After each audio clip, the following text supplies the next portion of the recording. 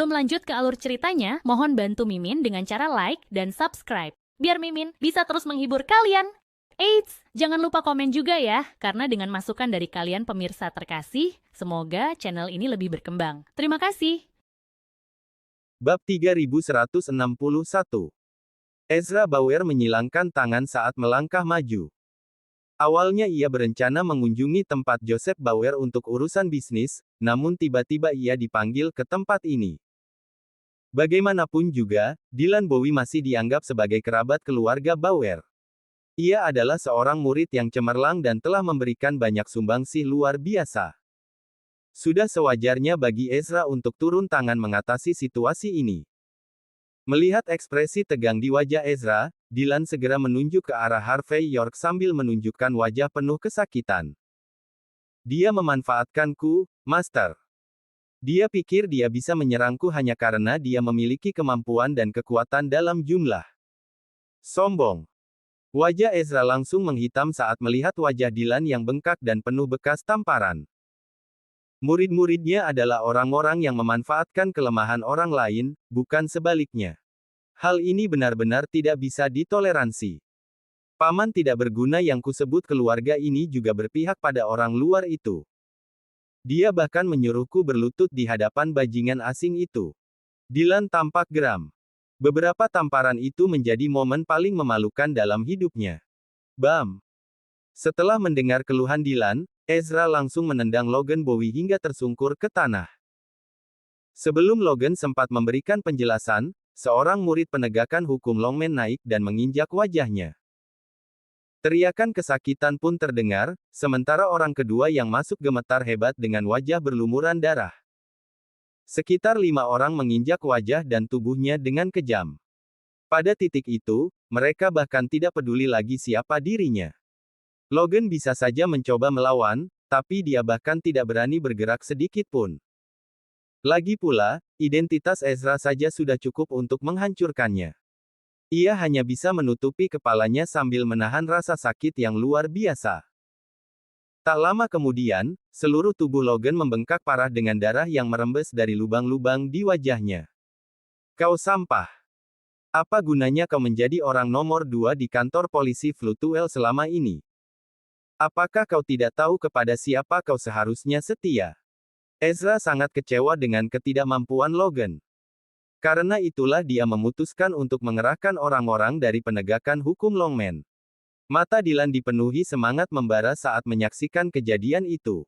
Ia merasa sangat puas. Bahkan mata Aiden Bauer sedikit berkedut. Ia tidak menyangka Ezra akan bersikap sekeras itu. Harvey menyaksikan adegan itu dengan santai. Ia tidak berniat menghentikan pertunjukan tersebut. Bahkan jika Logan benar-benar mati karena hal itu, Harvey mungkin akan bersorak dari pinggir. Sekitar 30 detik kemudian, Ezra melambaikan tangan untuk menghentikan apa yang sedang dilakukan anak buahnya. Lalu, ia menatap tajam ke arah Harvey dan berkata, "Apakah kau yang memukul muridku? Tidak hanya kau tidak menghormatinya, kau bahkan menamparkan wajahnya. Memang pantas." Jawab Harvey tanpa sedikit pun ragu. "Bagus. Bagus." Ezra terkekeh melihat sikap angkuh Harvey. "Apakah kau tahu, apa konsekuensi dari tindakanmu ini?" Tanya Ezra dengan nada tenang. "Apakah wakil kepala penegakan hukum Longman benar-benar searogan itu? Mengapa kau tidak bertanya dulu, kenapa aku melakukan semua itu?" Balas Harvey sambil tersenyum tipis. Para wanita angkuh yang ada di situ menunjukkan ekspresi meremehkan. Berani-beraninya dia masih membantah wakil kepala Bauer di saat seperti ini. Apa dia bodoh? Bab 3162. Aku tidak akan bertanya, dan aku juga tidak perlu tahu. Ezra Bauer menyilangkan tangan dan melangkah maju, menatapnya dengan dingin. Yang perlu aku tahu hanyalah bahwa kau telah memukuli muridku. Kau memukuli salah satu anak buahku dari penegakan hukum Longman. Master. Bajingan ini bahkan mengatakan akan membunuhmu jika kamu menghalanginya. Teriak Dylan Bowie dengan nada aneh. Ya, dia memang mengatakannya. Teriak para pengikut lainnya. Orang sombong ini bahkan tidak menghormatimu, Tuan Bauer. Dia tidak peduli padamu. Jangan menahan diri. Bunuh dia. Oh, apakah kau ingin membunuhku? Gelombang pasang. Ezra mendengus dingin. Sepertinya kau memang tak tahu batas, kecuali aku memukuli bajingan itu sampai pergi darimu hari ini. Betapa tidak masuk akalnya dirimu. Tanya Harvey dengan tenang. Tidak masuk akal. Ezra tertawa. Kekuatan adalah segalanya di Floodwell. Sampah tidak berguna hanya bisa berlutut meskipun mereka berada di pihak yang benar. Mengapa kau tidak bertanya pada orang ini apakah dia berani melawanku? Ezra lalu menunjuk ke arah Logan dengan ekspresi bangga. Sepertinya kau juga berencana menyerangku. Itu memang yang akan kulakukan. Rendahkan dirimu dan mohon pengampunan sekarang juga. Terima semua bentuk hukuman. Hanya dengan begitu aku akan mempertimbangkan untuk membiarkanmu hidup. Ezra menunjukkan tatapan dingin sambil berbicara dengan nada tinggi. Jika tidak, aku akan memburu seluruh keluargamu. Bukan hanya keluargamu yang akan menanggung akibat dari kesalahanmu. Aku juga akan menggali kuburan leluhurmu. Aku akan membumi hanguskan segalanya. Ezra menatapnya dengan bengis. Kata-katanya dipenuhi dengan rasa superioritas yang tak terungkapkan. Bagaimanapun juga, dia adalah wakil kepala penegakan hukum Longman. Jabatan yang sangat tinggi. Di tempat besar seperti Floodwell, hanya Istana Emas dan keluarga Bauer yang bisa menekannya. Orang lain tidak punya kekuatan untuk melawannya. Para pemimpin 6 geng paling hanya selevel dengannya. Keluarga kaya harus memberi hormat saat melihatnya. Ia juga mendapat dukungan dari tuan muda ke-13 dari keluarga Bauer. Bahkan Joseph Bauer harus menyapanya dengan sopan jika bertemu dengannya. Itulah sebabnya Ezra bisa menginjak siapa saja. Ekspresi Aiden Bauer sedikit menggelap.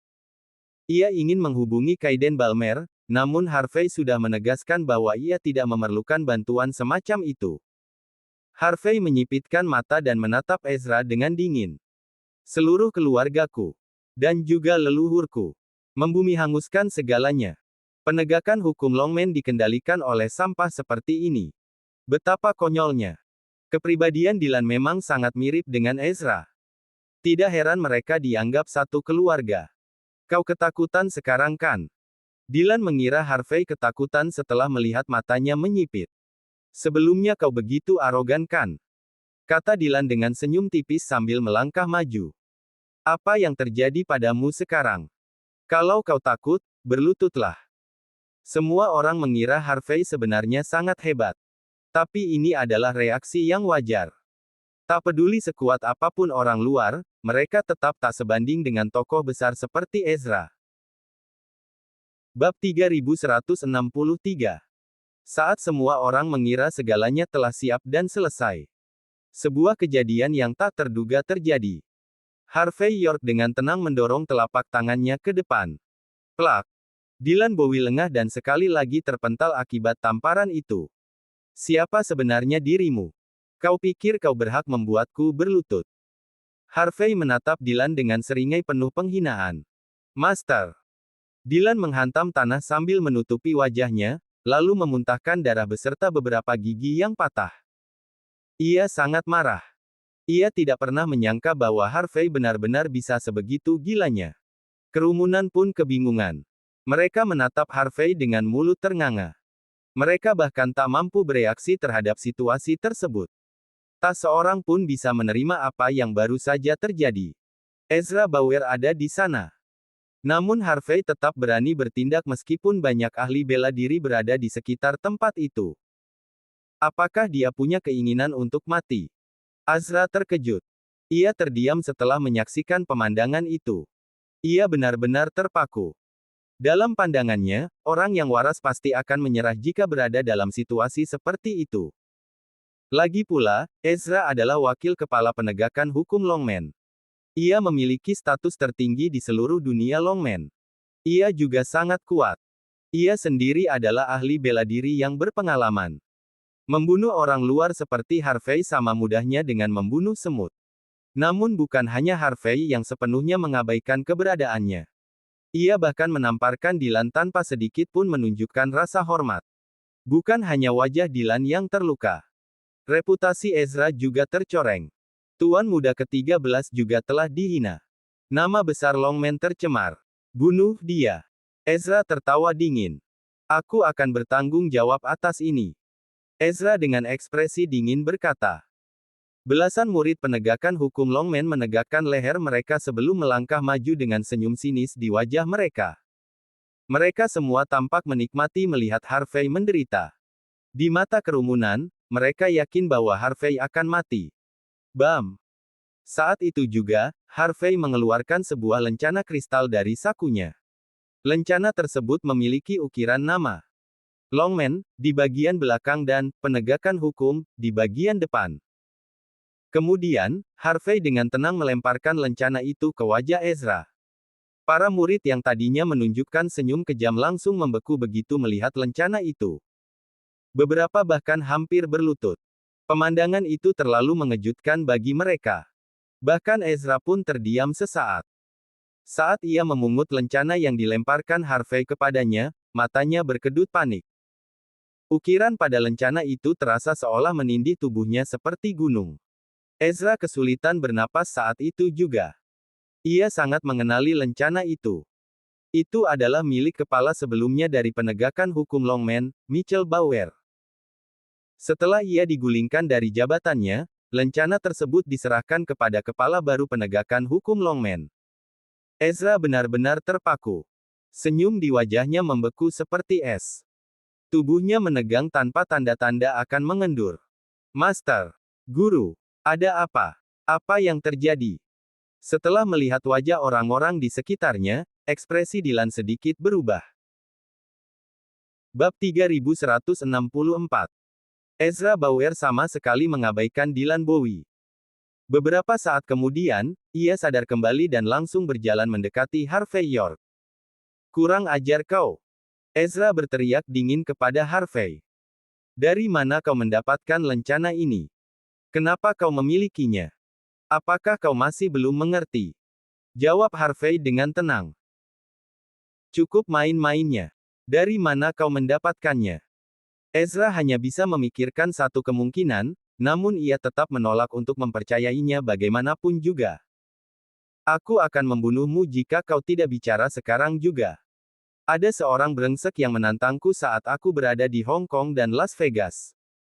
Jadi, aku menamparnya sampai mati. Setelah itu, semua urusan selesai. Jawab Harvey acuh tak acuh. Konon katanya, aku bisa menggunakan ini untuk mengendalikan penegakan hukum Longman. Siapa yang tahu apakah itu benar atau tidak? Wajah Ezra seketika menjadi gelap. Akhirnya, ia mengerti apa yang sebenarnya terjadi. Hong Kong dan Las Vegas, lencana itu, pemuda di depannya. Hanya ada satu penjelasan jika semua petunjuk itu digabungkan. Pria di depannya adalah kepala penegakan hukum Longman yang baru saja ditunjuk. Tapi bukankah Joseph Bauer telah mengirim seseorang untuk mengurusnya? Lalu bagaimana dia masih bisa hidup dan berdiri di hadapannya sekarang? Ezra sangat kesal. Ia tidak tahu harus bereaksi seperti apa saat ini. Aku sedang berbicara padamu, Wakil Kepala Bauer. Harvey berjalan mendekat dan menepuk wajah Ezra. Jadi, apakah aku bisa menggunakan lencana ini untuk mengendalikan penegakan hukum Longman atau tidak? Wajah Ezra semakin gelap. Ia tidak memberikan jawaban sedikit pun. Ia tahu apa arti lencana itu, tapi hatinya menolak mengakui kenyataan tersebut. Sekali ia mengakuinya, maka jabatannya akan hilang. Jika raja yang sesungguhnya telah kembali, lalu apa gunanya memiliki seorang wakil kepala? Dylan hanya dianggap setengah murid Longman, dan ia sama sekali tidak tahu apa itu lencana maupun kekuatan yang dimilikinya, sama seperti yang lainnya. Dylan hanya bisa menyerang setelah melihat tatapan gurunya yang menakutkan. Apa-apaan dengan lencana sialan itu, Harvey? Kita hidup di abad ke-21. Berhentilah menjadi bodoh. Ambil pedang dan mulai menaklukkan wilayah atau semacamnya. Kau menundukkan guruku hanya dengan lencana itu. Dasar idiot.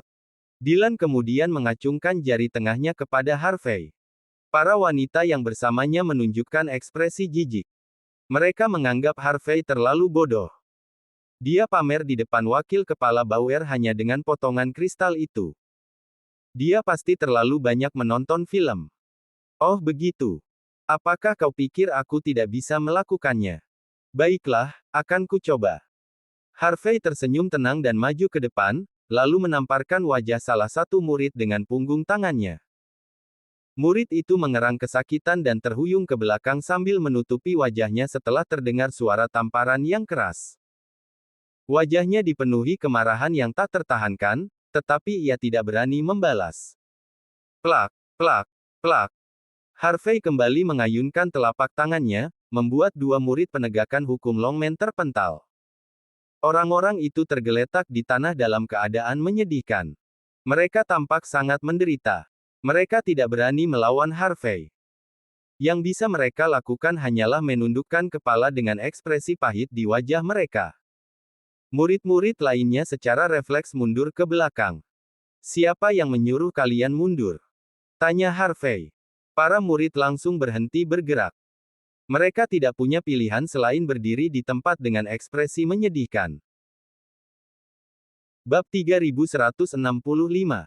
Hah. Sepertinya lencana itu memang memiliki pengaruh.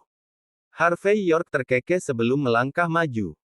Ia mengayunkan telapak tangannya saat berjalan melewati para murid lainnya. Dalam sekejap, mereka semua tersungkur ke tanah. Beberapa memiliki bekas telapak tangan yang jelas di wajah mereka, sementara yang lain kehilangan gigi dari mulut mereka. Mereka benar-benar ingin menghancurkan Harvey saat itu juga. Bahkan mereka percaya bisa mengakhiri hidup Harvey hanya dengan satu pukulan jika mereka menginginkannya. Namun mereka tidak berani melawannya setelah Harvey menunjukkan lencana penegakan hukum Longman. Bagaimanapun juga, lencana itu mewakili status pemimpin tertinggi organisasi. Lencana itu adalah simbol dari otoritas tertinggi. Para pengikut Dylan Bowie benar-benar terkejut. Mereka tidak menyangka akan melihat sesuatu seperti itu di zaman sekarang. Lencana tersebut jelas merupakan peninggalan kuno, namun entah bagaimana menyimpan cakram hukum Longman di dalamnya. Mata Dylan berkedut panik. Gurunya, yang selama ini memberinya rasa aman, akhirnya dikalahkan untuk pertama kalinya. Plak. Setelah menamparkan murid terakhirnya, Harvey menyilangkan tangan saat berjalan menuju Ezra Bauer. Ezra menggertakkan gigi ketika melihat senyum tipis di wajah Harvey. Kau memang punya lencana, tapi itu tidak berarti apa-apa. Jangan macam-macam. Kalau tidak, kau akan berlutut. Seru Harvey tanpa ragu. Berlutut. Kerumunan terdiam. Dia ingin Ezra berlutut. Apakah dia sudah gila?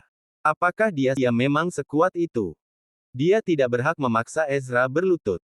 Ezra adalah wakil kepala penegakan hukum Longman. Apakah lencana itu cukup untuk menakut-nakutinya? Dylan dan kelompoknya bahkan tak percaya dengan apa yang mereka lihat. Ezra menatap Harvey dengan marah. Cukup sudah, anak muda. Berlutut. Harvey menepuk wajah Ezra dan berkata, "Kau tidak harus melakukannya, tapi pikirkanlah aturan Longman." Ezra hanya bisa menggertakkan gigi. Ia ingin berkata bahwa aturan tidak ada artinya. Dan bahwa dirinya lah hukum Longman itu sendiri. Ia ingin menghina Harvey karena menekannya hanya dengan sepotong lencana, saat ia hanyalah seorang anak muda. Dan semua ini hanyalah lelucon yang keji. Namun ia tidak berani. Ia tidak perlu mempercayai bahwa Harvey adalah kepala penegakan hukum Longman, dan tidak harus mematuhi lencana itu. Namun ia harus mempertimbangkan siapa yang memberikan lencana tersebut. Ezra akan mengalami kematian yang mengerikan jika melawan penguasa Longman. Berlutut. Seru Harvey dengan dingin. Aku tidak akan mengulanginya. Bam. Setelah beberapa saat, Ezra, yang sebelumnya bersikap tinggi hati, menundukkan kepalanya, menggertakkan gigi dan mengepalkan tinjunya sebelum perlahan berlutut di hadapan Harvey. Kerumunan terdiam. Beberapa dari mereka bahkan menamparkan diri sendiri untuk memastikan bahwa mereka tidak sedang bermimpi. Wakil Kepala Penegakan Hukum Longman yang dominan. Seorang ahli dari generasi ini. Datang jauh-jauh hanya untuk mendukung Dylan. Namun akhirnya dia tetap dipaksa berlutut di hadapan seorang asing. Apakah Ezra terlalu lemah? Atau kekuatan Harvey terlalu mengerikan untuk dibayangkan? Tidak peduli apa, tidak ada keraguan bahwa Ezra saat ini. Bab 3166. Sebelum kerumunan sempat bereaksi, sesuatu yang mengejutkan kembali terjadi. Harvey melangkah maju dan menamparkan Ezra dengan keras. Plak. Tamparan ini untukmu karena telah mencemarkan nama Longman. Plak. Tamparan ini untukmu karena kau tidak mampu membedakan mana yang benar dan mana yang salah. Plak. Dan ini karena kau telah menindas yang lemah. Sebagai wakil kepala penegakan hukum Longman, bukan hanya kau tidak menjalankan tugasmu dengan baik, tetapi kau juga bertindak sewenang-wenang tanpa kendali. Jika kau sendiri tidak taat pada aturan, siapa lagi di Longman yang akan mematuhinya? Para tetua ini telah lama memimpin dunia bawah negara Ha dan mencatat berbagai prestasi luar biasa. Tetapi karena orang sepertimu, semua pencapaian tersebut menjadi tidak berarti. Harvey terus menamparkan wajah Ezra hingga wajahnya membengkak seperti babi. Meskipun Ezra adalah petarung berpengalaman, ia tetap tidak mampu menghindari tamparan itu. Tubuhnya terhuyung-huyung saat menerima semua tamparan tersebut. Semua orang tahu bahwa Ezra sangat marah, dan benar-benar ingin membunuh Harvey. Namun sayangnya, karena keberadaan lencana tersebut, sekalipun dipenuhi amarah, Ezra tidak memiliki pilihan selain menahan diri. Ia tidak berani melawan Harvey sedikit pun. Semua yang hadir terkejut, terguncang, dan diliputi rasa takut. Wakil kepala penegakan hukum Longman dipermalukan sedemikian rupa seperti seekor anjing mati. Tak ada yang akan percaya jika tidak menyaksikannya secara langsung. Pada titik ini, menjadi sangat jelas siapa yang memiliki latar belakang dan kekuatan yang lebih besar. Pendukung Dylan mulai berkeringat dingin. Para elit di kalangan atas memahami satu hal penting, jangan pernah menyinggung orang yang tidak boleh diganggu, dan tahu kapan harus mundur serta menjaga jarak. Rasa malu tidak menjadi masalah, selama nyawa tetap selamat. Saat ini, Dylan dipenuhi kebencian. Harvey terus-menerus mempermalukannya. Yang ia inginkan hanyalah menginjak-injak orang luar, namun mengapa hal itu begitu sulit dilakukan? Tak lama kemudian, ekspresi kegilaan muncul di wajah Dylan. Ia tahu gurunya bukan seseorang yang akan menelan kekalahan begitu saja. Karena Ezra telah mengalami penghinaan sedemikian rupa, ia pasti akan melakukan segala cara untuk membalas dendam kepada Harvey. Dylan sangat memahami sifat gurunya. Dengan kekuatan keluarga Bowie dan dukungan dari Tuan Muda ke-13, Ezra yakin dapat memastikan kematian Harvey beserta keluarganya dalam waktu 1 bulan. Bahkan, ia akan menggali makam leluhur Harvey dan membakar tulang belulang mereka hingga menjadi abu. Plak. Setelah tamparan terakhir, Harvey berhenti, mengambil tisu, dan mengelap jarinya. Ekspresinya tenang. Apakah kau puas setelah menerima 18 tamparan? Mata Ezra penuh dengan kemarahan, dan hatinya diliputi dendam. Namun karena tekanan dari Harvey, ia hanya bisa menggertakkan gigi dan mengangguk. Aku. Menurut Ezra, orang bijak akan tahu kapan harus menyerah. Balas dendam yang terbaik adalah yang dilakukan di waktu yang tepat. Karena telah dipermalukan sepenuhnya, menahan diri sejenak bukanlah masalah besar. Ia percaya bahwa pembalasan akan datang dalam waktu dekat. Yang perlu ia lakukan hanyalah memastikan identitas sebenarnya dari Harvey. Harvey menyipitkan mata. Mengapa aku merasa kau masih belum puas dengan semua ini? Kau pasti akan menantangku begitu ada kesempatan kan? Bab 3167. Setelah Harvey mengutarakan pendapatnya, Ezra menggertakkan giginya. Aku benar-benar. Serunya setelah beberapa saat. Kau berkata begitu, tapi sebenarnya kau kesal kan?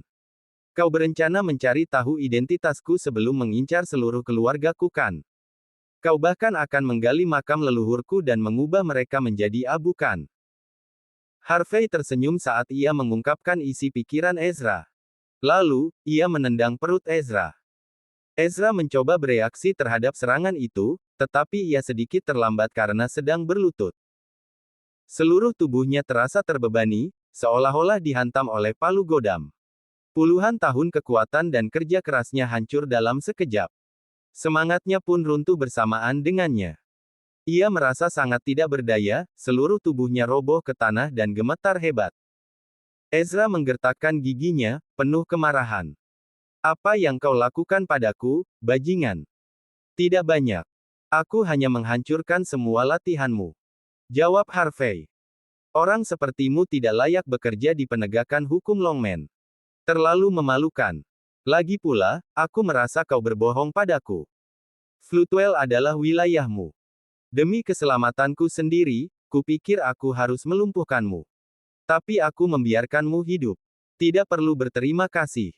Ini memang sudah seharusnya kulakukan. Ucapan Harvey terdengar tenang dan damai. Ia memahami bagaimana orang seperti Ezra bertindak. Karena Ezra harus berlutut dan menerima semua tamparan. Maka sudah pasti ia akan membalas dendam suatu saat nanti.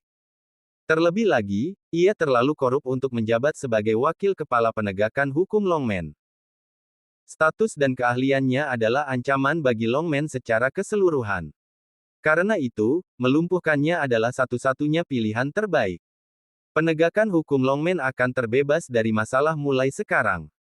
Tak ada lagi yang perlu dikhawatirkan Harvey di masa depan. Dua burung, dengan satu batu. Lagi pula, Harvey memang ditakdirkan untuk melawan Ezra. Apa lagi yang akan ia lakukan kalau tidak melumpuhkannya? Kau bajingan. Ezra dipenuhi amarah yang tak terbendung.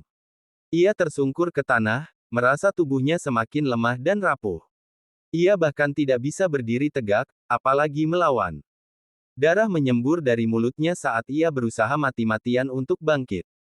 Wajahnya tampak mengerikan. Kau benar-benar tidak tahu malu, bajingan. Aiden. Patahkan semua anggota tubuh Dylan dan lemparkan ke jalan. Harvey tidak menggubris Ezra yang berteriak dengan suara parau, lalu mengambil lencananya. Sementara Dylan masih terdiam, Harvey mengirimnya terbang dengan satu tendangan. Setengah jam kemudian, di sebuah rumah tua di jantung kota Floodwell. Di dekat rumah tersebut terdapat lapangan golf modern. Lapangan itu tidak terlalu besar, namun dilengkapi dengan berbagai peralatan. Seorang pria tampan dan menawan bernama Joseph, mengenakan kaos polo, sedang mengayunkan tongkat golfnya. Terdengar bunyi keras, dan bola golf meluncur langsung masuk ke lubang di pohon terdekat. Para wanita kaya dan cantik yang berada di belakangnya langsung bertepuk tangan, kekaguman terpancar dari tatapan mereka. Seperti yang diharapkan dari tuan muda ke-13. Ia benar-benar menguasai semua olahraga yang biasa dimainkan kalangan atas. Inilah sosok tuan muda sejati. Tak lama kemudian, seorang pelayan membawakan handuk basah agar Joseph dapat menyeka tangannya. Setelah itu, Joseph duduk di kursi.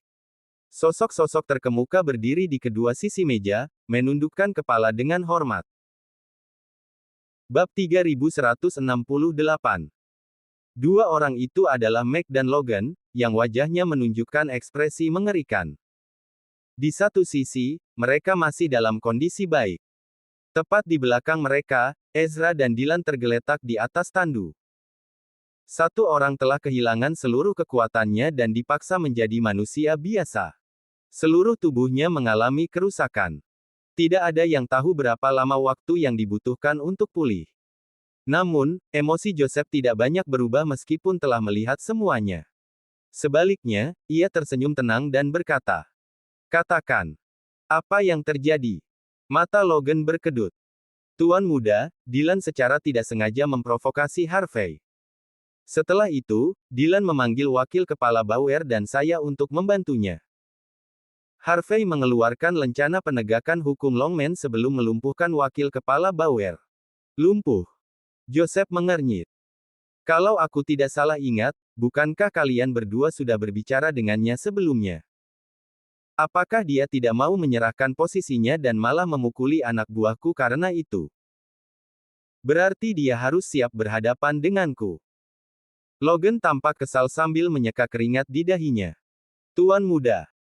Bajingan itu tidak hanya memiliki lencana, tapi juga memiliki kaiden di pihaknya. Ada dua ahli lain yang menurut saya adalah raja bela diri bersamanya. Dia kuat. Hah. Dia dianggap kuat hanya karena itu. Joseph mencibir. Apa lagi yang dia katakan? Dia mengatakan. Dia mengatakan. Jika kita tidak membebaskan Lilian dan Mandy dalam 1 jam, dia akan mewujudkan kontrak itu. Kata Logan. Kontrak yang dimiliki ibu mertuanya. Joseph terdiam sejenak sebelum tertawa keras. Hanya karena dia punya sedikit prestasi di Hong Kong dan Las Vegas, serta dukungan dari pemimpin Longman, dia pikir dia hebat. Tidak masalah kalau dia pamer kekuatan di tempat lain. Tapi melakukannya di Floodwell. Bagus. Dia ingin mewujudkan kontraknya kan? Kita lihat saja nanti. Mari kita lihat apakah dia benar-benar mampu melakukannya, atau justru aku yang akan menjadikannya penjahat. Di belakang Joseph, seorang pria berkacamata emas berdiri tenang dan menyalakan cerutunya. Setelah menghembuskan asap, ia berkata dengan nada meremehkan. Tidak perlu terlalu berhati-hati, Tuan Muda. Orang-orang ini tidak mampu menghadapi kotoran dari luar. Itu saja. Biarkan saya yang menangani ini. Saya akan pastikan bajingan itu menyerahkan posisinya dengan baik. Saya akan membuatnya berlutut di hadapan Anda dan memanggil Anda, Ayah, saat saya melakukannya. Kalau kau bisa, Ozzy, lakukan. Dylan yang terbaring menatap Ozzy dengan penuh dendam. Kalau kau bisa menjatuhkan bajingan itu, aku akan memberikan bagianku di tambang emas. Semuanya. Bagus. Itu janji. Ozzy menyeringai dan mendekati Joseph. Biarkan saya yang mengurus masalah ini, Tuan Muda. Karena Harvey tidak menerima sambutan kita, kita hanya perlu membuatnya mengerti. Dia adalah seseorang, jika kita memutuskan untuk memberinya rasa hormat. Tapi dia bukan siapa-siapa jika kita tidak melakukannya. Ozzy melirik Ezra, yang tergeletak tak sadarkan diri di tanah, dengan senyum tipis. Sekilas keraguan tampak di matanya. Benar. Joseph berdiri dan menepuk bahu Ozzy. Kalau begitu, aku serahkan semuanya padamu. Aku tidak ingin mendengar nama yang sama besok. Bab 3169. Keesokan harinya, pagi-pagi sekali di kantor polisi Floodwell. Seseorang mengirimkan sebuah catatan. Catatan itu menyatakan bahwa berkat bantuan Kaiden, meskipun Lilian dan Mandy berada di balik jeruji besi, mereka tidak mengalami perlakuan buruk. Karena mereka masih merupakan keluarga, Harvey memutuskan untuk menjenguk mereka. Harvey menandatangani beberapa dokumen di ruang tamu kantor polisi. Berkat koneksi Kaiden, polisi tidak mempersulit Harvey. Setelah polisi pergi, 2 wanita dengan pakaian tahanan dibawa ke ruang tamu. Mandy, yang berjalan di belakang, terlihat sangat menyedihkan, auranya terasa lebih dingin daripada sebelumnya. Lilian melangkah lebih dulu dengan ekspresi puas di wajahnya. Aku sudah katakan. Serunya dengan nada puas saat memasuki ruangan. Sekalipun ada masalah, itu kesalahan Tuan Muda ke-13. Sampaikan padanya bahwa aku akan menepati janji. Aku akan membiarkannya menikahi putriku. Tambang emas. Sebelum Lilian selesai berbicara, ia melihat Harvey dan langsung membeku. Awalnya ia mengira Joseph yang akan datang menjenguk Mandy dan dirinya. Ia tidak menyangka Harvey yang muncul. Mandy pun membeku, ia merasa bersalah dan canggung begitu melihat Harvey. Harvey tidak memedulikan Lilian. Ia mengabaikannya, lalu berdiri dan mendekati Mandy. Ini pasti berat bagimu, Mandy. Sebelum Mandy bisa menjawab, Lilian maju dengan cepat dan menghantam meja baja tahan karat dengan tangannya. Tentu saja. Serunya dengan dingin. Aku beritahu kau sesuatu. Jika bukan karena kau yang terus melekat pada Mandy dan membuat marah Tuan Muda ke-13. Kontrak itu pasti sudah berlaku sekarang. Aku pasti sudah menjadi pemilik tambang emas terbesar di Floodwell. Sebaliknya, aku malah terjebak di sini sebagai tahanan sialan. Ini semua salahmu. Menjauhlah dari Mandy sekarang juga. Jika tidak, aku akan menuntut balas padamu cepat atau lambat. Harvey menatap Lilian dengan dingin. Lilian, yang sebelumnya terlihat angkuh dan kuat meskipun dalam kondisi buruk, langsung bungkam. Sebuah rasa dingin menyusup ke tulang punggungnya. Apa maksudmu menatap seperti itu? Serunya setelah beberapa saat, mencoba memulihkan keberaniannya. Keluarkan kami dari sini kalau memang kau bisa. Apakah kau datang jauh-jauh hanya untuk menjenguk kami? Untuk apa? Aku benar memaksa Mandy menceraikanmu. Harvey menatap Lilian dengan ekspresi jijik. Demi Mandy, aku tidak akan berdebat denganmu. Tapi kalau kau terus berbicara sembarangan, aku tidak akan segan menamparmu. Apakah kau masih belum mengerti kenapa kau bisa berakhir di sini? Keserakahanmulah penyebabnya. Kalau kau tidak menerima semua hadiah mewah itu, kalau kau tidak serakah dan menerima tawaran bisnis tambang emas itu, kau pasti baik-baik saja. Kau bahkan tidak akan berakhir di sini. Lilian gemetar setelah mendengar kata-kata Harvey. Beberapa detik kemudian, ia menyerang dengan marah. Berani-beraninya kau, Harvey. Siapa yang memberimu keberanian? Bab 3170.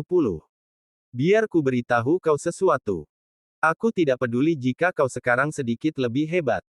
Di mataku, kau tidak pantas mendapatkan Mandy. Kalau memang bisa, keluarkan kami dari sini. Untuk apa repot-repot datang ke sini? Apa kau mau memenangkan penghargaan hiburan atau semacamnya? Orang desa sepertimu tidak pantas mendekati Mandy. Mandy akan menikah dengan tuan muda ke-13. Jika kau tahu yang terbaik untukmu, lebih baik kau segera pergi. Tidak ada yang bisa kau dapatkan di sini. Lilian masih berencana memaksa Mandy menikah dengan pria dari keluarga kaya agar bisa menjalani kehidupan paling mewah. Di matanya, menjadi kaya saja tidak cukup. Dia pantas mendapatkan lebih dari itu. Apakah kau sedang bermimpi di pagi hari seperti ini? Ejek Harvey. Kau masih menyimpan harapan bahwa Joseph akan menjadi menantu kesayanganmu. Apakah kau bahkan pantas mendapatkannya? Lilian berteriak. Diam kau. Cepat keluar dari sini. Jangan ganggu rencanaku. Seru Lilian dengan ekspresi kesal. Jangan coba-coba mendorongku. Plak. Harvey menamparkan wajah Lilian, dia tak bisa lagi menahan emosinya. Lilian menjerit kesakitan sebelum terhuyung mundur sambil menutupi wajahnya. Kau berani sekali. Teriaknya dengan marah. Berani-beraninya kau menamparku. Aku ini ibumu. Aku akan membunuhmu. Cukup. Aku hanya akan bertanya sekali ini saja. Kata Harvey dingin. Apakah kau punya cadangan kontrak? Kalau ada, berikan padaku. Aku akan mewujudkan kontrak itu. Aku akan mengeluarkan kalian dari sini dalam 3 hari. Lilian langsung lupa soal tamparan itu setelah mendengar ucapan Harvey. Setelah menatap Harvey dengan penuh ejekan, dia mengejek dingin. Kau bisa mewujudkan kontrak. Benarkah? Lalu bagaimana tepatnya kau akan mengeluarkan kami dalam 3 hari? Ayo, jelaskan. Kalau berhasil, akan kuberikan semuanya padamu. Siapa tahu Joseph justru mengutusmu ke sini untuk menjebak kami. Lilian bersikap hati-hati, seolah Harvey datang untuk membuat masalah lebih besar. Itu tidak masalah kalau kau tidak percaya padaku. Jika kau ingin menghabiskan sisa hidupmu di balik jeruji besi, silakan. Ucap Harvey acuh tak acuh. Aku hanya akan datang sekali ini. Aku tidak akan mempertimbangkan untuk membantumu lagi. Tinggallah di sini selamanya kalau itu yang kau inginkan. Demi Mandy, aku punya cara untuk menyelamatkannya. Apakah kau mengancamku? Lilian mendongak dengan ekspresi keras kepala. Dia sepenuhnya siap melawan Harvey. Aku ibunya. Aku berhak membuatnya tetap di sini. Aku bahkan bisa berteriak dan memberitahu semua orang bahwa kau menyerangku. Kau juga tidak akan bisa keluar dari sini. Lilian sengaja mengeraskan suaranya agar semua orang di luar bisa mendengarnya. Sayangnya, Kaiden sudah mengatur semuanya. Tidak ada yang bisa mendengar apapun dari dalam. Bisakah ibu tenang sebentar? Mari kita dengarkan apa yang ingin dia sampaikan. Mandy sudah tidak tahan lagi. Meski ia tahu Lilian dan Harvey selalu bertengkar setiap kali bertemu, dia tak menyangka ibunya akan tetap keras kepala bahkan setelah masuk penjara. Sayangnya, ini bukan lagi Niumhi. Harvey juga bukan lagi menantu yang hidup seadanya seperti dulu.